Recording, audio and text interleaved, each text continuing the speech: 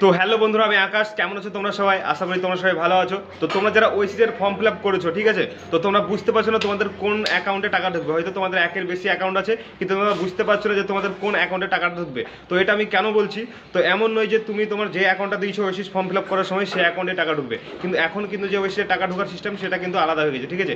এখন তোমাদের আধার কার্ডের যে নাম্বার সেটাতে কিন্তু তোমাদের টাকা পাঠানো হচ্ছে, ঠিক আছে, টাকা ঢোকানো হচ্ছে। তো এই ক্ষেত্রে কিন্তু তোমার আধার কার্ড যে অ্যাকাউন্টের সঙ্গে লিঙ্ক আছে, ঠিক আছে, সেই অ্যাকাউন্টে কিন্তু তোমাদের টাকাটা ঢুকবে। তো আশা করি তোমরা খুব সহজে বুঝতে পারছো যে কোন অ্যাকাউন্টে তোমাদের টাকা ঢুকবে। তো এটা দেখার জন্য কিন্তু তোমাদেরকে চেক করতে হবে যে তোমাদের আধার কার্ড কোন অ্যাকাউন্টের সঙ্গে তোমার লিঙ্ক করা আছে।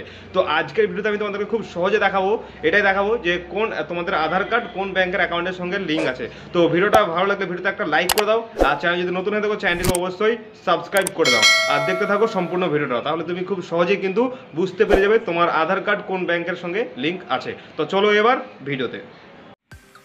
তো আমি চলে এসেছি আমার মোবাইলের স্ক্রিনে। এবার আমি তোমাদেরকে দেখাবো তোমরা তোমাদের আধার কার্ডের সঙ্গে তোমাদের কোন ব্যাংকের অ্যাকাউন্টটা লিঙ্ক করা আছে, ঠিক আছে।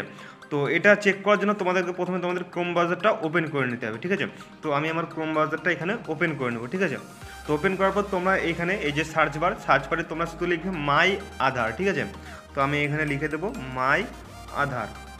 তো মাই আধার লিখে তোমরা সার্চ করে দেবে, ঠিক আছে। তারপরে তোমরা যে প্রথমে একটা ওয়েবসাইট দেখতে পেয়ে যাবে, তখন লেখা আছে মাই আধার, ঠিক আছে।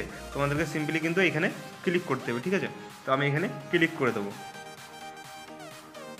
তো মাই আধারে ক্লিক করার পর তোমাদের সামনে এরকম একটা পেজগুলো ওপেন হয়ে যাবে, ঠিক আছে। তোমরা অ্যাডগুলোকে কেটে দেবে, ঠিক আছে। তো তোমরা একটু নিচের দিকে চলে আসবে, ঠিক আছে। তো নিচের দিকে আসার পর তোমরা এখানে দেখো দেখতে পেয়ে যাবে আধার সার্ভিস, ঠিক আছে। দেখো লেখা আছে এখানে আধার সার্ভিস। তোমাদেরকে কিন্তু এখানে ক্লিক করতে হবে, ঠিক আছে। তো আমি আধার সার্ভিসে ক্লিক করে দেবো লেখাটার উপর।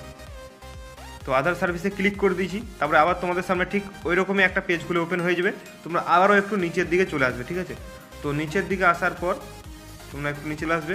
তো নিচের দিকে আসার পর এখানে দেখো লেখা আছে আধার লিঙ্কিং স্ট্যাটাস। দেখো এখানে লেখা আছে আধার লিঙ্কিং স্ট্যাটাস, ঠিক আছে। তোমাদেরকে এই লেখাটার উপর কিন্তু এবার ক্লিক করতে হবে, ঠিক আছে। তো আমি আধার লিঙ্কিং স্ট্যাটাসের উপর ক্লিক করে দেবো। তো এখানে ক্লিক করার পর তোমাদের আধার কার্ডটা এখানে লগ ইন করে নিতে হবে, ঠিক আছে। তো তোমরা সিম্পলি এই যে লগ ইন দেখতে পাচ্ছ, এই লগ ইনে তোমরা ক্লিক করে দেবে, ঠিক আছে। তো আমি লগ ইনে ক্লিক করে দেবো।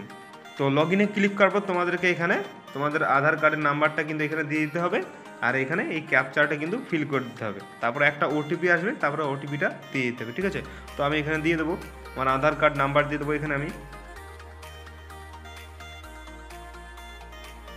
তো এখানে আমি আধার কার্ড নাম্বার দিয়ে দিয়েছি। এবার আমি ক্যাপচারটা দিয়ে দেবো, ঠিক আছে। তো ক্যাপচারটা আমি ঠিকভাবে দিয়ে দেবো। তারপর আছে 6HB। তারপর আমি সেন্ড ওটিপি আছে, এবার এই সেন্ড ওটিপিতে আমি ক্লিক করে দেবো।